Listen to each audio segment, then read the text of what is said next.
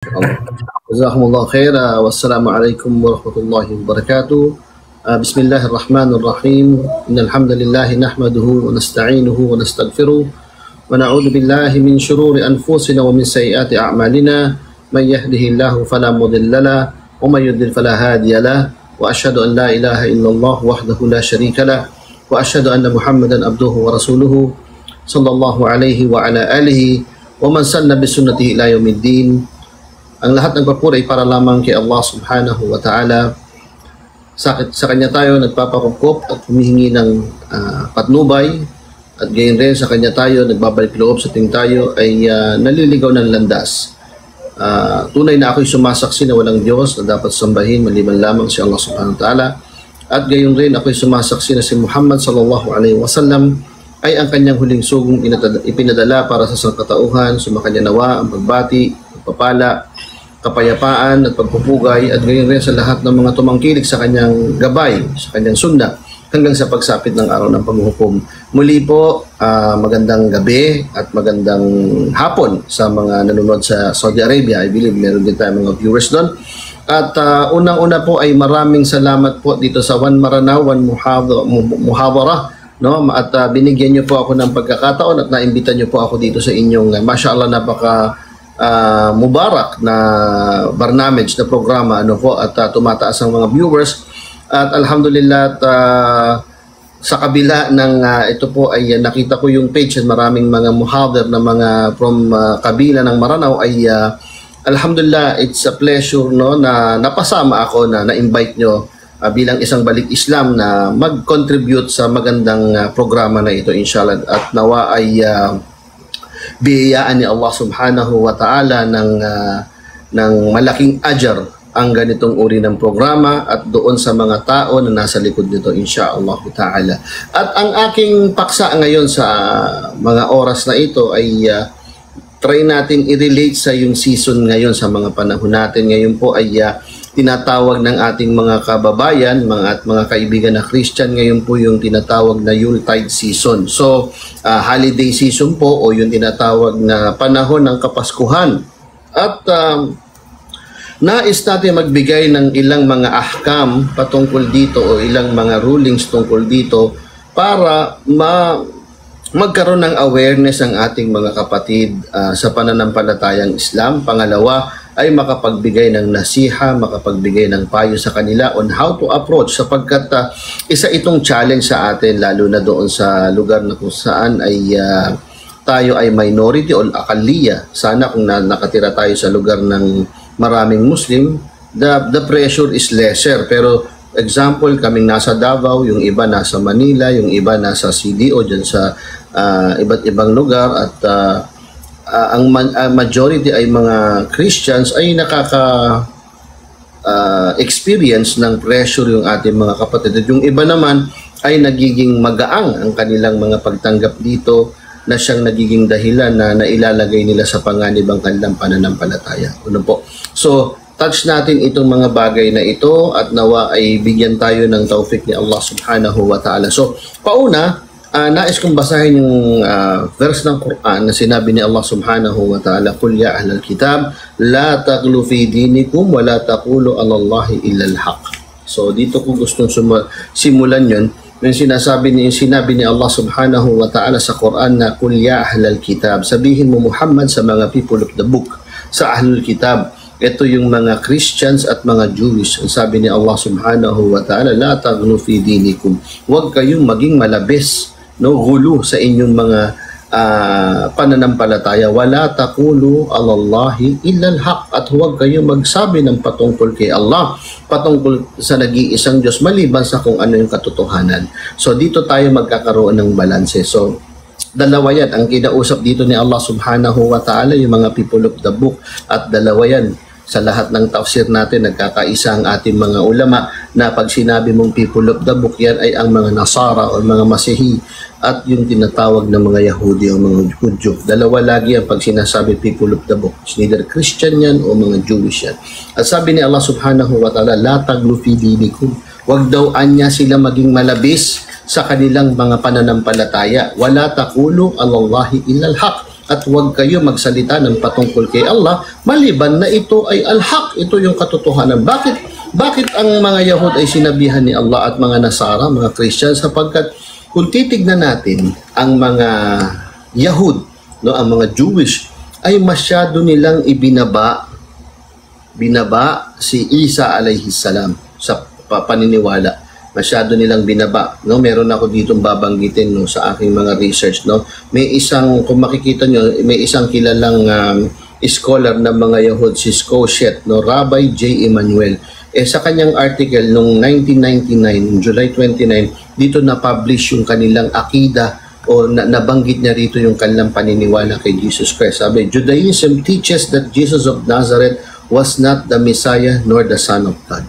So, pinagtunay sa kanilang akida, sinasabi niya itong isa sa kanilang mga pantas na dalawa, nire-reject nila na si Jesus Christ ay Son of God, which is ito'y number one na tinatakwil nila sa akida ng mga Christians, at sinabi niya na hindi rin siya Messiah. Ito naman ay pagtatakwil sa paniniwala ng mga Muslim. At mababasa pa sa pagpapatuloy, sabing ganun, therefore considering Jesus' deity is forbidden according to Judaism.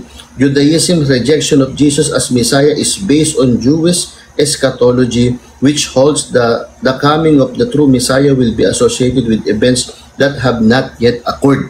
So ang paniniwala nila, no, na taliwas sa kanilang primary beliefs na paniwalaan, una na si Kristo ay Diyos, na which is di natin pinaniniwalaan yun. Pangalawa naman ay nire-reject nila na Messiah si Jesus Christ. At kung titignan pa natin dito sa sinasabi dito na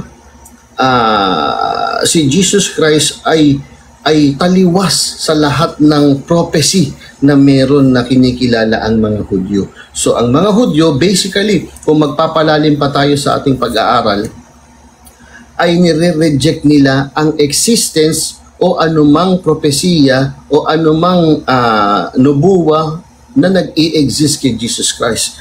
No? Ibig sabihin, nire-reject nila. Kaya nga nakapagtataka sa ating mga kababayang Kristiyano, no, etong nangyayari ngayon sa Palestine, ma-segue ko lang ng konti, bilang mga concerned din tayo sa nangyayari sa ating paligid. Alam naman natin kamakailan ay nagkaroon ng digmaan, at ito'y patuloy sa pagitan ng mga Israel at sa pagitan ng Hamas, na kung saan naiipit ang ating mga kapatid na mga Palestinian na siyang nagiging biktima ng digmaan na ito. At makikita natin, tayo bilang mga Muslim ay nandun tayo sa hak. Ini-expose natin yung mga maling nangyayari dyan, yung mga sobrang ginagawa ng mga Hudyo dyan, ng pagpatay sa mga Muslim dyan, no? Yung mga kapatid nating mga Muslim dyan, na kahit na paanong sabi ng UN na sila'y tumigil, ay hindi sila tumitigil.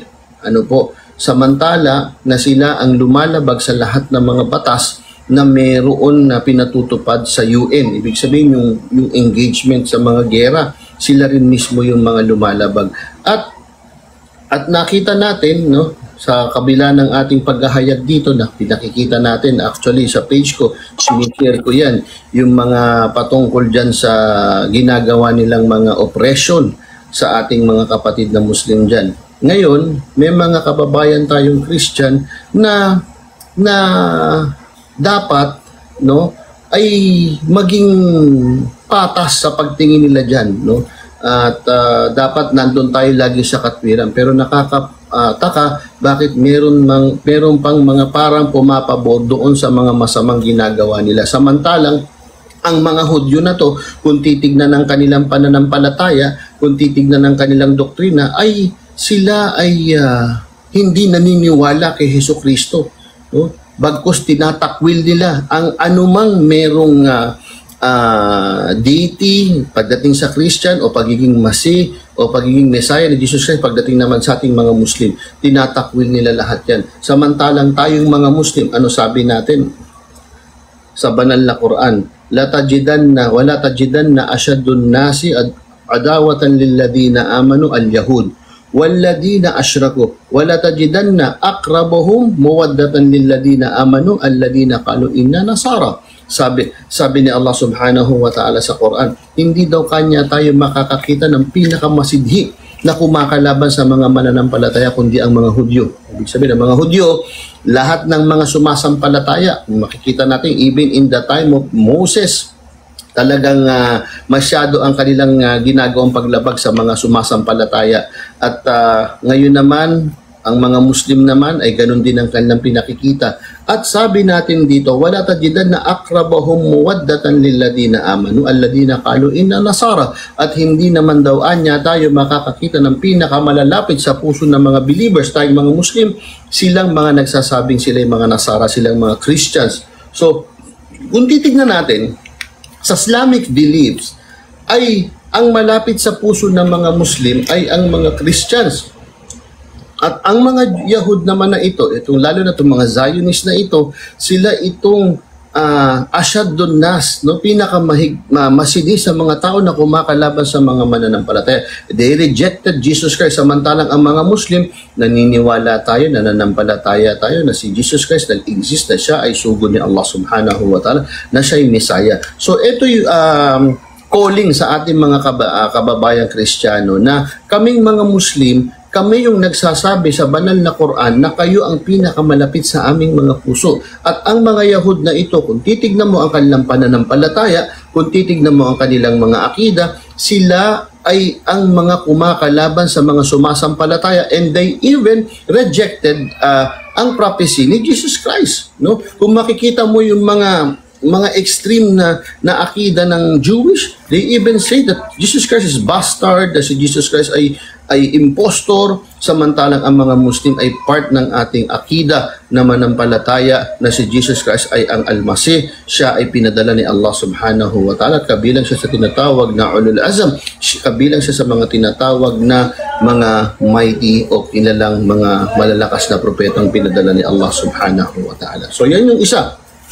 Pagpatuloy natin, yung sinabi sa Quran, wala taqulu alallahi illal haq, at huwag kayong magsalita ng patungkol kay Allah maliban sa katotohanan. At dito na nga dinugtong ni Allah subhanahu wa ta'ala yung verse ng Quran na sinabi na innamal masih Isa ibn Maryam rasulullah. Tunay na si Masih na anak ni Maria ay Rasulullah. Doon niya pinagdiin, kaya ako nabanggit ang unang mga Yahud kung ano yung paniniwala nila kay Jesus Christ. At ito naman din papasok naman pagdating naman sa mga kababayan nating Christian. Kasi sila naman masyado naman nilang inelevate si Jesus Christ sa mataas na estado. Kung ang mga Yahud binaba nila si Jesus Christ, ang mga Christian naman ay tinaas nila na kinikilala nila ito bilang anak ng Diyos. Bilang anak ng Diyos. At ito nga yung season natin ngayon, sa panahon natin ngayon, na ito yung panahon na sinasabi nila na si Allah subhanahu wa ta'ala ay nanganak. So, ano ang mga gagawin natin diyang point by point? Unang-una, basahin natin yung sinabi ni Allah subhanahu wa ta'ala sa banal na Quran. Ang sabi ni Allah subhanahu wa ta'ala, kung babasahin natin, وَيُنْدِرَ الَّذِينَ قَالُوا اتَّخَذَ اللَّهُ وَلَدًا. Sabi, مَا لَهُمْ بِهِ مِنْ عِلْمٍ وَلَا لِآبَائِهِمْ kaburat kalimatan takhruju min afwahihim iyaquluna illa kadiba. Sabi ni Allah subhanahu wa ta'ala, dapat tayo magbabala, wa yandirul ladina qalu ittakhadallahu waladan. Dapat babalaan silang nagsasabi na si Allah subhanahu wa ta'ala ay merong anak. No, dapat tayo mga Muslim, dapat ang ginagawa natin, tagapagpapabala tayo doon sa mga naniniwala na may anak si Allah subhanahu wa ta'ala. Hindi po tayo nakiki-join dito. Hindi po tayo kasama dito sa mga pagdiriwang na ito. Pero don't get us wrong, hindi dahil sa hindi sa atin pinapahintulutan na sumama rito ay magiging masama na tayo sa kanila. Tulad din ang sinabi sa banal na Quran na la yanhakumullahu anil ladina lam yuqatilukum fid din wa lam yukhrijukum min diyarikum an tabarruhum wa tuqsitu ilaihim innallaha yuhibbul muqsitin. Sabi ni Allah, hindi niya tayo pinagbabawalan makipagmabutihan sa silang hindi naman tayo kinakalaban sa ating relihiyon at hindi naman tayo pinapalaya sa ating mga tahanan, no? At si Allah, iniibig niya yung mga muksitin, yung mga taong makatwiran at makatarungan. So, hindi tayo pinagbabawalan ni Allah makipagmabutihan sa kanila. Pero at the same time, hindi rin naman tayo dapat mag-cross the boundaries na sumama tayo sa mga gawain nila, lalo na itong tinatawag na Christmas, sapagkat ito'y hindi lang basta kufur na naniniwala na tayo ay na paniniwala na si Allah subhanahu wa ta'ala ay nagkaanak. Bagkus, kung pag-aaralan natin kung ano ang origin ng Christmas, ito po ay galing sa isang paniniwalang musyrikin o shirk. Kaya nga ito, babasahin natin yung isang article dito. Sabi dito, though December 25 is considered the birthday of Jesus by large segment of Christendom, there is no evidence that this was actually the date he was born. Wala daw ebidensya. Kahit na billions of Christians ang naniniwala na December 25 siya pinanganak, walang matibay na ebidensya. The Bible does not give us Christ's date of birth, but it gives some clue that it was at the warmer time of the year. Hindi nagbigay ang Bible ng date kung kailan pinanganak si Jesus Christ. Bagkus, mga clue lang ang mababasa mo sa Bible. And according dito sa mga clue na to, ay pinanganak siya sa warmer time. Ibig sabihin, nung medyo mainit-init na panahon at hindi sa December na kung saan sa Middle East ay malamig at nagyeyelo. At sabi pa rito, December 25 wasn't assigned to be the date of Christ's birth until about 300 years after he was born. No, hindi ito kinikilalang kapanganakan ni Kristo to December 25. 300 years na nung pinanganak siya o namatay na siya, bago pa man ito dineclare ng simbahan na ito yung kanyang birthday. At ang sinasabi na ang birthday na ito, to December 25 na ito ay pagdiriwang ng mga Roman pagans sa tinatawag na Saturnalia. At ito yung tinatawag naman na birthday ng Persian god na si Mitra. Inadapt lang ito ng Christianism. Ibig sabihin, hindi talaga ito. Walang matibay na ebidensya from the Bible and from the Holy Quran at sa lahat ng mga narrations na may kinalaman kay Jesus Christ na siya ay pinanganak sa December 25. Bagkus, ito ay inadapt ng mga early Christian dahil na ang politics noon, ayaw nilang malayo ang Romans at ang mga Persian at makuha nila lahat ay pinuse at pinagsama nila yung ilang mga pagdiriwang ng mga pagano nun at sinama sa pagdiriwang kay Jesus Christ para makuha nila ang lahat ng tao. So ang origin ng pagdiriwang ng Pasko ay tinatawag na mula sa pagan beliefs. Unang-una, tayong mga Muslim, hindi tayo naniniwala na si Jesus Christ ay pinanganak sa December 25, kahit ang mga Christians at hindi tayo naniniwala na si Allah subhanahu wa ta'ala ay nagkaroon ng anak. Ito'y kufur, ito'y paglapastangan sa akida ng Islam. At the same time, kung ititrace pa natin ang origin ng Christmas, ay hindi po ito practice ng Christian, bagkus ito po ay practice ng mga pagans. So kung ito'y nauunawaan natin, kung ito'y naiintindihan natin, bakit tayong mga Muslim ay nakikiisa at sumasama rito? At sabi sa Quran, وَيُنْدِرَ الَّذِينَ قَالُوا اتَّخَذَ اللَّهُ وَلَدًا. Ang dapat nating gawin bilang mga Muslim ay magbabala sa mga taong nagsasabi na si Allah ay nanganak. At hindi tayo makikiisa dito sapagkat dalawang pinagsamang kaso ito. May kufur na, may shirk pa. Bakit dito ang mga Muslim ay sumasama? Sabi natin sa ating mga salah, binibigkas natin ang suratul Fatiha, ihdina siratal mustaqim, siratal ladina anamta alayhim ghairil maghdubi alayhim waladhdallin. Binabanggit natin yan at kung nauunawaan natin yan, ihdina, guide mo kami sa straight path, ya Allah, no? Siratal ladina anamta alayhim, at doon sa sirat, sa daanan, sa daanan na kung saan ay biniyayaan mo at nalugod ka sa mga taong ito, ghairil maghdubi alayhim waladhdallin, at hindi doon sa mga kinagalitan mo at mga nangaligaw. At nagkasundo ang lahat ng mga scholars na itong ghairil maghdubi alayhim waladhdallin, ito ay ang mga Yahud at ang mga Nasara, mga Christians. Hindi natin sila susundan sa mga mali nilang mga landasin.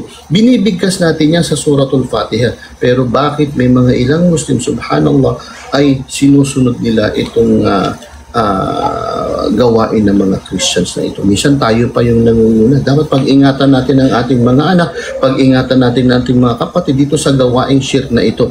Huwag natin sila padaluhin sa mga Christmas party. For example, kung meron tayong kapangyarihan na ipagbawal ito at alam natin sa ating bansa dito sa Pilipinas ay merong kalayaan sa relihiyon ng mga tao. Hindi natin sila pwedeng pipilitin. For example, ang mga anak natin sa school, magkakaroon ng Christmas party, hindi natin sila pwedeng pwersahin na dumalo dito. Bawal sa eskwela na pilitin nila ang kanilang mga estudyanteng mga Muslim na dumalo sa Christmas party. Pero sa nakikita ko, subhanallah, minsan mismong tayo pang mga Muslim ang talagang nagkukumahog na dumalo sa mga ganitong gawain. So, waiyadan billah. No, isipin natin mabuti, ito po ay kasalanan kay Allah subhanahu wa ta'ala. Kung hindi naman tayo pinipilit, bakit tayo mag-insist dumalo? Tayo pa yung dumadalo, tayo pa yung exchange gifts sa kanila, at tayo pa yung nakikikanta. Subhanallah, may nakita pa nga ako na ilang mga Muslim sumasama pa sa mga caroling. Kung alam natin ang origin nito, na ito'y may kinalaman sa kufur, may kinalaman sa gawaing shirk, bakit tayo sasama rito? Ito po ay isang kasalanang hindi pinapatawad ni Allah subhanahu wa ta'ala. Kung datnan tayo ng kamatayan at nandito tayo sa estado na nakikiisa tayo dito, maaari tayong mamatay na gumagawa ng shirk o sumusuporta sa shirk o sumusuporta sa kufur. So, paano tayo haharap kay Allah subhanahu wa ta'ala? Akala natin maliit lang na gawain, akala natin maliit lang na bagay na ito, pero malaki pong bagay ito, no, para sa ating mga Muslim. Ang dapat sa atin, magda'wa, ipaliwanag sa kanila ang pananampalatayang Islam, at gawin natin ang magagawa natin kung ano ang ikabubuti ng para sa lahat. So, ito po ang isa sa mahalaga. Pangalawa po, kung wala naman sa ating control. For example, may nakita tayo na may mga ilang kumpanya na inuobliga nila na dumalo yung kanilang mga staff, dumalo ang kanilang mga empleyado, at hindi ka makakakuha ng iyong tinatawag na bonus kung hindi ka dadalo. Ibig sabihin, part ito ng pagiging empleyado mo. So, ang sabi ng mga ulama, pag ganitong wala kang control, which is, alam ko, bawal ito talaga, hindi pwedeng pilitin ng mga tao na sa isang bagay na taliwas sa kanilang reliyon. Pero kung lalagay ka sa sitwasyon na wala kang magawa, sabi ng mga ulama, pumunta ka at magpakita ka ron, tapos umalis ka rin kaagad. Yun ang sinasabi nila. Hindi yung i-enjoy mo pa yung Christmas party. No? Punta ka doon, attendance, pakita mo, minsan ganyan sa mga government, kailangan dumalo yung mga empleyado. So pumunta ka doon, pakita ka lang doon, at huwag ka makikiisa sa mga gawain nila doon, lalo na yung mga gawaing haram. Minsan may mga pag-inom ng alak dyan, minsan may mga pagsayaw dyan. Iwasan mo yan, magpakita ka ron bilang attendance, tapos umalis ka rin agad. Yun ang sabi ng mga ulama. So, dapat alam natin yan. Hindi mo i-enjoy. Yung iba kinakatwiranan na sabi, hindi, kasi obligado kami. Pero pag nakita mo, parang hindi naman siya, tawag dito, hindi naman siya, parang gustong-gusto niya pa. So, hindi po ganun yun. So, pangalawa naman argument ang talakay natin. Yung sinasabi na may mga balik Islam, especially po kami mga balik Islam, minsan nalalagay tayo sa sitwasyon sa pamilya natin na nahihirapan tayo. For example, ikay isang balik Islam, ikaw lang ang Muslim sa pamilya nyo, at yung iba bata pa, yung iba babae pa, wala kang kakayanan para pumunta sa mga pamilya mo. Sabi ng mga ulama, sa mga hinihinga natin ng advice dito, kapag dumating sa iyo, walang problema. No? Kung nakita mo na nape-pressure ka, pumunta ka lang doon. Ang sabi lang nila, huwag kang sasama sa mga gawain nilang kufur o shirk, yung mga padasal o yung mga pagkain na haram. Huwag kang sumama ron, magpakita ka lang sa mga magulang mo, sa mga kamag-anak mo, tapos pwede ka nang umalis o pwede kang magdahilan kung tawag dito. Pwede kang magdahilan kung nakikita mong hindi mo talaga kayang pumunta ron, pwede kang magdahilan. Pero kung wala ka talagang choice, pumunta ka. At sabi naman ng mga ibang scholars, kasi meron talagang, ako based on my experience din, may mga pamilya na nagkakaroon lang ng once a year reunion. Minsan natatapat ito ng December kasi bakasyon ng lahat. At ini-invite ka bilang isang Muslim. At sinasabi naman na wala namang pork. Sabi, hindi naman kami magluluto ng mga bagay na haram, wala rin alam. At ito'y reunion ng pamilya. Ang sabi ng mga scholars at mga ibang mga ulama na nakausap natin, huwag kang tawag dito, huwag mong tanggihan. Pumunta ka ron, magpakita ka, no, maging mabuti kang kamag-anak, at maaring maging pintuan pa to sa da'wa, maging pintuan pa to sa pagpapalaganap ng Islam at nirespeto ka naman nila. Sinabi nila walang bagay na haram sa Islam, walang mga bagay doon na mga pinagbabawal sa Islam na mga pagkain at mga inumin, at ginawa nila yun in respect para sa iyo. At ito naman ay reunion ng pamilya. Bakit hindi ka pumunta? Hindi ka naman nila isasama sa mga gawaing mga pinagbabawal sa Islam. Sabi ng mga scholars, walang problema, insyaAllah pwede kang pumunta rito at maging mabuti sa iyong mga kamag-anakan. At pagkatapos nagawa mo na yung respect mo sa kanila, nagpakita ka na sa kanila, ay pwede ka na rin umalis. So yan po ang yan ang ating mga kailangan na mga tatandaan, especially sa ating mga naninirahan bilang mga minority. So third argument, bago tayo pagpatuloy na tumanggap ng mga ng mga question and answer, sana may mga moderator kung may nakikita ng tawag dito mga questions, pwede po kayong maglagay ng inyong questions. Try natin i-discuss inshallah. So ang huli dito yung tinatawag nilang bonus. Ang pwede ba daw tayo tumanggap ng Christmas bonus o yung tinatawag na iba naman 13-month pay? Paano po ba ito? So okay, yung 13-month pay, iba po yun sa Christmas bonus. Iba yung 13-month pay, iba yung Christmas bonus. Yung 13-month pay, ito po ay karapatan ng isang empleyado sa Pilipinas. Requirements ito ng DOLE, na matatanggap ng mga empleyado kung ikaw ay employed na pumasok sa buong taon. So walang kinalaman ng Christmas dito. May Christmas o wala, yung 13-month pay kailangan ibigay sa empleyado. So dito wala tayong argument. Karapatan ng empleyado to, pwede mong kunin to. Ang tanong ngayon, yung Christmas bonus, kasi hindi lahat ng kumpanya nagbibigay ng Christmas bonus. So, ang sagot ng mga ulama dito, in general, ang pagtanggap ng regalo in any terms sa Islam ay jais. Pwede tayong tumanggap kung bibigyan tayo ng gift. Na anumang okasyon, walang problema as long na yung regalo sa iyo ay hindi haram at hindi kanila hinihingaan ng mukabel dito. Kung hindi kanila hinihinga ng kapalit, for example, sa kumpanya nyo namigay ng pera, halimbawa 10,000, pero wala hinihinging kapalit. Yung iba kasi, yan, pero kailangan ganito gawin mo. Hindi, dapat, kailangan walang kapalit. Kung walang kapalit ito, at ito yung regalo, ay wala po itong problema, inshallah. Hindi ito pwedeng tanggihan. Pwede po natin itong tanggapin, at pwede po natin itong gamitin. Wala pong dito problema. As long na wala po silang hinihinging kapalit para dito.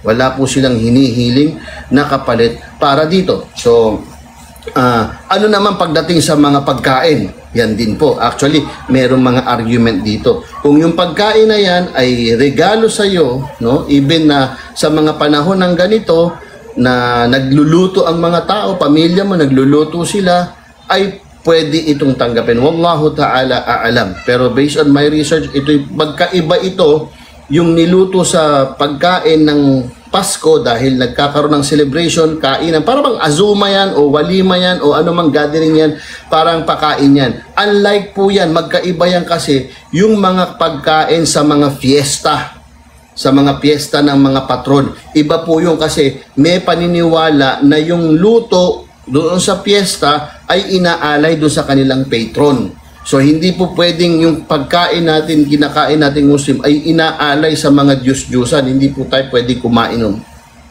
Pero sa Pasko, mga party, mga handaan na niluto nila at pinadalang ka sa bayan, hindi naman ito haram. Hindi po ito hinain sa Diyos-Diyusan. At ito po niluluto for the sake of party, at for the sake of gathering, ay pwede po natin tanggapin ito. Pero po, pag niluto for the sake of offering, nagluto sa piyesta, yung mga luto sa piyesta, kasi niluluto yun with the beliefs na ito'y inaalay sa kanilang mga patrons o mga Diyos-Diyusan, hindi po ito pwede sa atin, hindi natin pwedeng i-consume itong mga bagay na ito. So, ito po yung ilang mga arguments, inshallah, na dapat nating tandaan. Uli po, i-recap natin, unang-una, ang pag-celebrate ng Pasko ay hindi po pwede sa ating makilahok bilang mga Muslim. At alhamdulillah, alam natin sa Pilipinas na tayo ay hindi pwedeng pilitin ng kahit na sino man. Kung may makikita man tayong nakikiselebrate dyan, hindi po yan napilit. Yan po ay kusang loob. So, delikado po sa ating mga Muslim na umanib at makisama sa mga ganyang mga klase ng mga ritual, sapagkat yan po ay may kinalaman sa kufur at may kinalaman sa shirk. Then, as goes itong mga argument nito mula sa trabaho, sa school at mga pagkain at mga regalo dito ay naging malinaw po sa atin to. So ito lang po ang aking mako-contribute. Hindi po ako, pasensya na po, hindi po talaga ako mahaba mag-lecture. At I believe na parating natin, mashallah, meron tayong 104 live viewers, umabot pa ng 111 inshallah. So ngayon, host, moderator, kung meron pong mga questions sa ating mga kapatid dyan na gusto pang paglilinaw o additional clarification sa ating paksa, ay siguro po we can open the floor para sa question and answer inshallah. Kung meron po na gusto mag-add o gusto magtanong inshallah. Anyway, binabati po natin ang lahat ng mga naka-live view sa atin ngayon. Mashallah, jazakumullah khairan. Kung meron question bro, we can start the Q&A inshallah. Jazakallahu khairan ya Sheikh sa pagbabahagi niyo po sa amin ng kaalaman patungkol sa mga bagay na ito. At tulad nga po ng sabi ng ating mahal na butihing Sheikh, ngayon po ay ino-open na po natin ang pagtatanong. So insyaallah ta'ala, kung sino po ang may nais sa inyo magtanong patungkol sa Islam, ngayon nandito po ang ating butihing Sheikh na handa niya po itong sagutin sa abot ng kanyang makakaya. So kung may mga katanungan lang po ay i-comment nyo na lang po at kami na lang po ang bahalang magbasa insyaallah ta'ala. Yan, mashallah. Habang naghihintay tayo ng katanungan, mag-plug lang ako ng mga program natin, ano po, insyaallah. So sa January po, sa darating na January ay magkakaroon po tayo ng mga events dito sa Pilipinas. Ito po yung 11 Connecting the Pearls, no? Sa pangunguna po ng Connect Institute, no, dito sa Pilipinas. Ito po yung pagpunta ng ating mga foreign speakers dito, kasama na po si Brother Wael Ibrahim, kasama rin po si Dr. Muhammad Salah, at syempre si Mufti Ismail Menk ay kasama po, at ako po ang isa sa mga speakers. Ay magkakaroon po tayo ng event dito sa Pilipinas. It will be sa Manila ay January 13 po. January 13 po, dyan po sa Mele Pavilion, Pasay City. At ang admission po is not free po dito sa Manila, sapagkat tayo po ay nagbayad ng venue. At sa aking page po, FB page po, ay makikita nyo po yung full details dyan. Yung gusto na po magpabook ng tickets ay maaari na po kayong start magpabook dyan. At meron din tayo mga ilang pang mga venues all over the Philippines. 4 po yung venue natin ngayong 2024. Yung hindi po kayang makapunta ng Manila, for example, nasa Mindanao, magkakaroon po tayo ng isa po. I-disclose ko na po yung mga places pero wala pa pong 100% sure. Aabangan po natin yan sa Zamboanga, aabangan din po natin yan sa Tawi-Tawi, at aabangan din po natin yan sa may bandang Sultan Kudarat Isulan.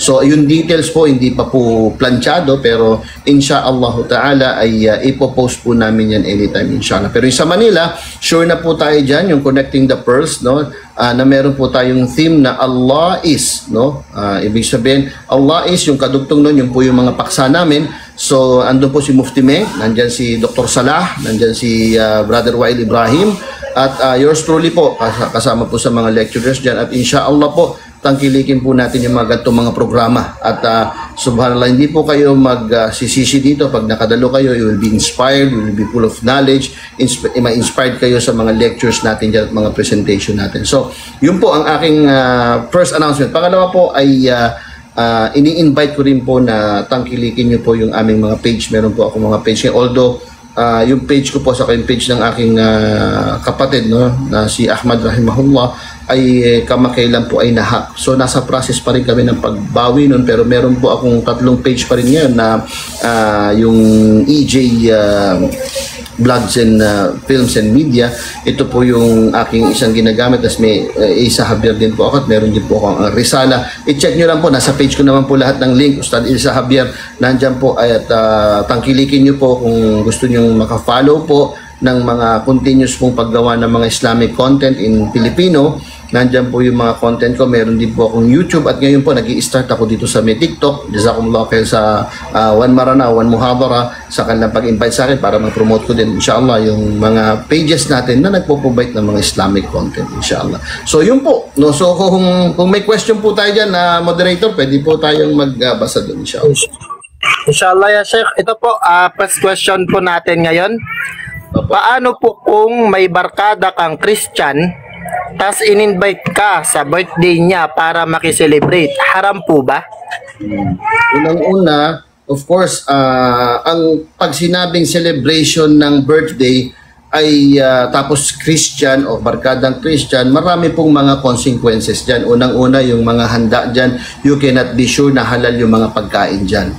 Number 1 po yan. Pangalawa, kasanayan nandito sa atin sa Pilipinas, kapag may mga birthday na ganyan, nandyan ang tinatawag na pag-iinom, inuman, may mga video okay, at isa pa, pag sinasabing birthday na ganyan na invited ng Christian, nandyan ang tinatawag na ikhtilat, nandyan ang pagsasama-sama, pre-mixing ng mga babae at mga lalaki na hindi mga mahram sa isa't isa. So itong mga bagay na ito, no, ng mga pagkain na haram, mga inuming haram, pre-mixing, kantahan, hindi po marapat sa isang Muslim na maging present dito sa mga lugar na ito, no? Na hindi dapat tayo nagpupunta diyan. Tapos ang birthday, ito po ang pagse-celebrate ng birthday, ito po ay kasanayan ng mga hindi mananampalataya. Of course, dumarating ang birthday, nagkakaroon ng mga birthday diyan here and there, pero dapat sa isang Muslim, pag in-invite ka diyan, hindi dapat tayo nakikita sa mga ganyan lugar. So, Allahu a'lam, pero kung may mga kaibigan tayo na ganyan, dapat nating ipaliwanag na ang isang Muslim po ay hindi sumasama sa mga ganyan gawin. And I believe maiintindihan niya yan insyaAllah, at paliwanag lang ng maayos. Pero Muslim, hindi dapat tayo nakikita sa mga ganyang mga lugar. Allahu a'lam. So, pangalawang tanong po ya Sheikh, okay lang po ba na sumali sa year-end party ng advisory class ko? Kasi po advisor nila ako. Okay. Ang year-end party, alhamdulillah, isa po ito sa na-develop ng mga teacher to gather, para mag-gather ang lahat. And based on my experience, talagang hindi nila ino-observe yung Christmas dyan. In respect sa mga Muslim and non-Catholic Christians. Kasi hindi naman lahat ng Christians naniniwala sa naniniwala sa Pasko. So, yung mga teachers, mga advisors na nakadevelop sila ng year-end party, no? Yung tinatawag na bago magbakasyon, nag-gathering, kain dito, tas wala namang sinasabing mga haram na pagkain, ay tingin ko po, hindi po ito problema. No? Wala pong problema dito sa mga year-end party. At malinaw naman, nilinaw na ito year-end party. At usually, hindi naman ito tinatapat sa Pasko. No? Ito minsan before or after. As long na walang mga programa na labag sa Islam. Minsan nilalagyan nila ng mga sayawan, nilalagyan nila ng mga kantahan. Kung wala yung mga bagay na yan, at ito'y isang simpleng salo-salo dahil sa magbabakasyon, I think pwedeng daluhan ito ng Muslim. Allahu a'lam. So, long katanungan po ya Sheikh.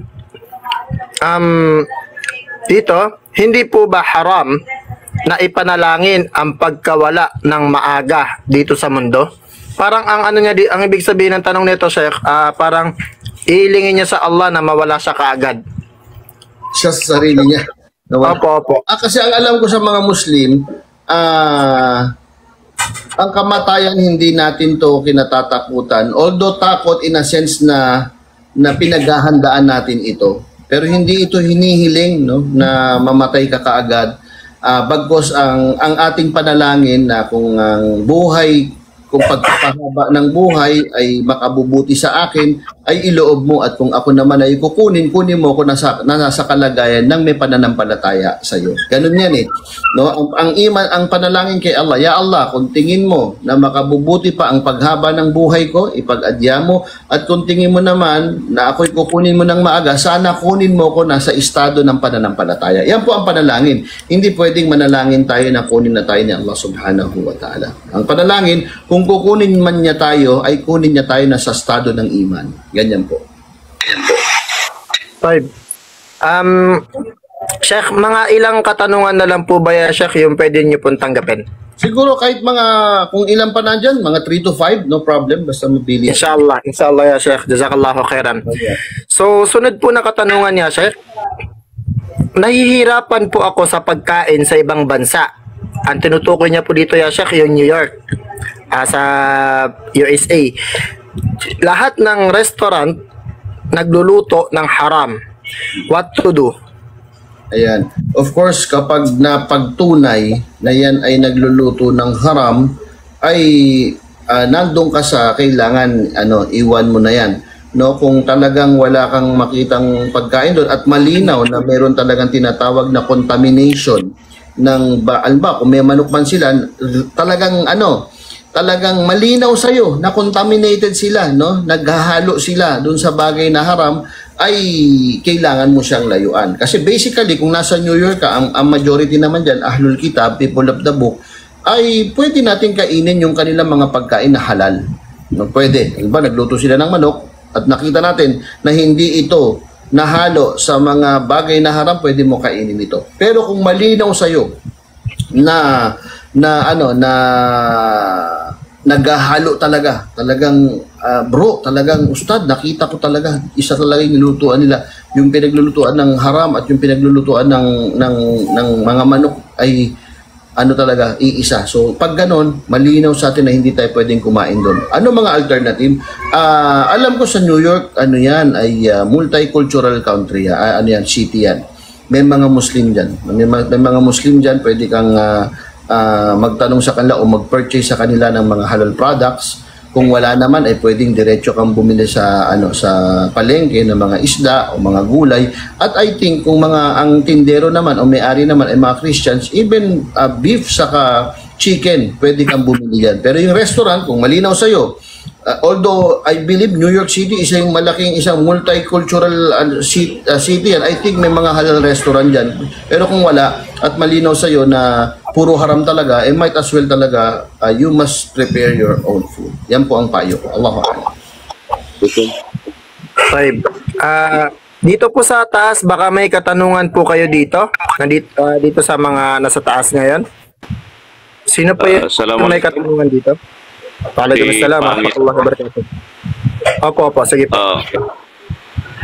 Ang tanong ko sa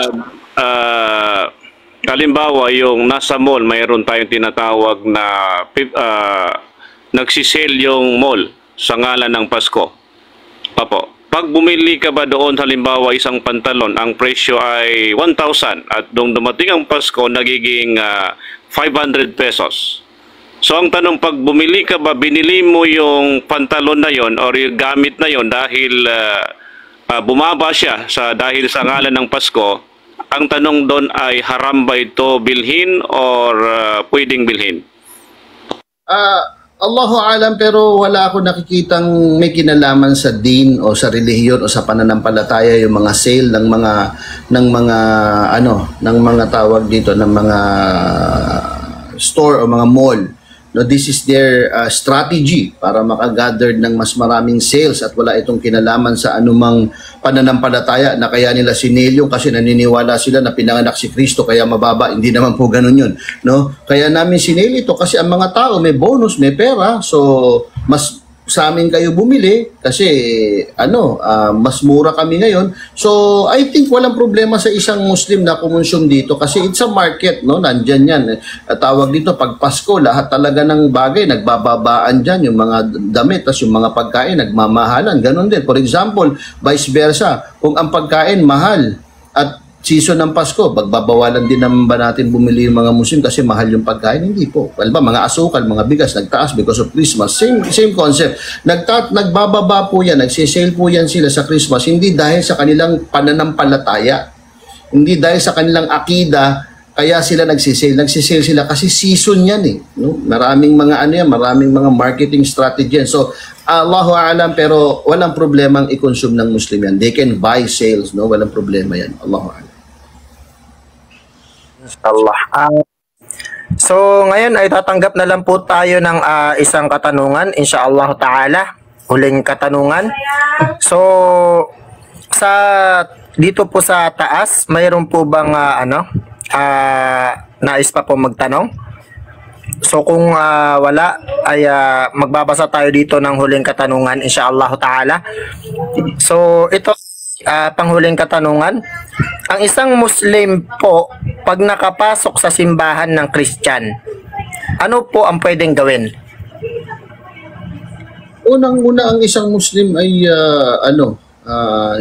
hindi naman tawag dito bawal pumasok ng simbahan, no? Hindi naman bawal, no? Pero ang bawal kung magsasagawa ka ng sasama ka dun sa may orasyon nilang ginagawa, no? Yun ang bawal. Pero kung papasok ka lang sa simbahan, wala namang problema doon. Depende pa rin nasa intention mo. Ano nga, nung makikita natin, may ibang mga, sa panahon ng mga sahaba natin, ay nagpupunta tayo dyan. Albaw, yung Palestine, nung panahon ni Umar bin Khattab, radiyallahu anhu, ay inimbita pa siya ng isang pare na magsala sa loob ng simbahan at i-cover nila yung kokobera nila yung mga asnam nila doon, yung mga cross nila doon ay kokobera nila. Pero tinanggihan ito ni Umar bin Khattab, hindi dahil sa bawal sa Islam. Tinanggihan niya, ayaw niya kasi na sakupin ng mga susunod sa kanya kasi doon nagsara si Umar bin Khattab. So, depende sa atin. Kung papasok tayo dyan para makiisa sa kanilang mga orasyon, bawal po yun. Pero kung papasok ka dyan, dadaan ka lang dyan, ay walang problema, hindi naman tayo nagkakasala dyan. Pero ang tanong, bakit papasok ang isang Muslim sa lugar na ganyan? Hindi naman natin lugar yun, hindi naman tayo dapat nakikita sa lugar na yun. Pero kung napapadaan tayo dun o kaya tawag dito na napasama tayo sa isang tawag dito samahan na dumaan dyan na wala namang kinalaman sa pagsamba, I think hindi naman tayo nagkakasala. Pero bilang isang Muslim, dapat aware ka. Bilang isang Muslim, dapat aware ka na hindi ka dapat nakikita sa mga ganyan lugar. Kasi lugar yan kung saan sumasamba sila sa kanilang Diyos na mali sa ating pamamaraan. So, hindi dapat yan, hindi dapat nakikita ang isang Muslim sa mga ganyan lugar. Maliban kung na-invite ka dyan o magdadawa ka dyan o minsan may dyan yung mga dialogue na invite ka, Allahu a'lam na pwede kang hindi ka magkakasala dyan. Pero ingat tayo, dapat hindi tayo nakikita sa mga lugar na yan. Allahu ta'ala alam. Jazakallahu khairan ya Sheikh. Ito ya Sheikh, may pahabol po na na alas na lang daw po ito ya Sheikh. Magiging halal ba ang happy birthday kapag ginawang Eid Milad? So, parang in Arabic lang siya. Same pa rin ang hukom nung kahit gawing Arabic yan, ganun pa rin ang hukom niya. No? Ano pa rin, hindi pa rin ito practice ng isang Muslim. Although malalim ang usapin dyan kasi may mga nagsasabi na wala daw direct textual evidence from the Quran and from the Sunnah na naghaharam sa sasagawa ng birthday. So, hindi rin man daw masabing bid'a sapagkat wala naman daw itong kinalaman sa worship. So, pero ang pinakamagandang sagot dyan ay hindi po ito adat at hindi ito kasanayan ng mga Muslim. Kahit sa panahon ng mga salaf, panahon ng mga sahaba, tabi'in, ay wala po tayong nakita sa kanilang nagdiwang ng birthday. No, hindi po natin nakitang nag-birthday si Umar bin Khattab kasi sila yung ating example. Kahit ang Rasul sallallahu alaihi wasallam, di man siya nagdiwang ng birthday niya. Kahit na yung mga late na tabi'in, no, na-expose na sila sa maraming kultura. Hindi naman natin nakita. Halimbawa, yung mga tabi'in, nakita na nila yung kultura ng Roma, nakita na nila yung kultura ng Persian, at na-expose na sila sa maraming culture na gumagawa ng mga ganito. Pero hindi natin sila nakitang nag-celebrate ng birthday sa kanilang mga sarili. So, ito hindi kasanayan ng ating mga salaf, no? So, bakit natin gagawin? Ang gusto nating gayahin yung mga natin, yung mga salaf natin, especially ang Propeta Muhammad SAW at ang mga sahaba, hindi naman nila ginawa yun. So, wala tayong tawag dito, reason to imitate it kasi ito'y paggaya sa mga non-Muslim, no? Especially, may mga cakes pa, may kandila, may hihipan, tapos and so forth na mga bagay na hindi natin ginagawa. So, ako personally, hindi naman ako extreme sa mga bagay na hindi ako para magalit sa pag nakita ko isang Muslim nag-birth. Pero, tawag dito, frankly saying, hindi po ito practice ng isang Muslim. Hindi po ito practice ng isang Muslim at dapat tayo mag-stick kung ano yung mga ginagawa ng mga Muslim. Kung ngayon ay nadagdagan ng kaarawan mo, magpasalamat ka kay Allah, mag-fasting ka kung gusto mo, magsadaka ka kung gusto mo, pero to celebrate na may birthday, tapos yearly, tapos pag walang celebration, malungkot ka, pag ano, ay, dapat hindi tayo ganun. Iba yung atin, iba tayo mga Muslim. Allahu a'lam. MashaAllah. Jazakallah khairan ya Sheikh sa pagbibigay niyo po sa amin, pagbabahagi niyo po sa amin ng inyong kaalaman. At nawa ya Sheikh ay wag po sana kayong magsawa na bahagihan muli kami ng inyong kaalaman sa ibang oras insyaallah ta'ala, at hilingin din po natin sa Allah subhanahu wa ta'ala na pahabain po ng Allah subhanahu wa ta'ala ang inyong pamumuhay dito sa mundo, nang sa gayon ay marami pang makinabang sa inyong kaalaman insyaallah ta'ala. Allahumma amin, Allahumma amin, Allahumma amin. So dito na po nagtatapos ang ating muhadara sa mga araw na ito insyaallah ta'ala. So mas mainam sa atin na after natin tapusin itong muhadara na ito ay makapag kafaratul majlis po tayo. So inshallah Sheikh, story night. Fila tafaddal. Okay, so maraming salamat Ustad Isa Habir. Pag nakikita namin kayo ay naaalala namin ang iyong kapatid na ay patnubayan kayo lagi ni Allah subhanahu wa ta'ala dito sa inyong paglalakbay sa mundo. Sana po hindi po ito yung huling-huling pagkakataon na makakapagbigay ka ng oras dito sa aming grupo na pinangalan ng One Marana One Muhadara. So hanggang dito lamang po nagtatapos ang ating programa. Maraming salamat sa 100 viewers na nakinig at sumama sa ating programa ngayong gabi. Babasahin natin ang Kafaratul Majlis at pagkatapos ay mag-end live na tayo. Maraming salamat sa lahat ng sumusuporta. Subhanakallahumma wa bihamdik, nashhadu an la ilaha illa anta, nastaghfiruka wa natubu ilayka, wa hadha wassalamu alaikum wa rahmatullahi ta'ala wa barakatuh. Salam.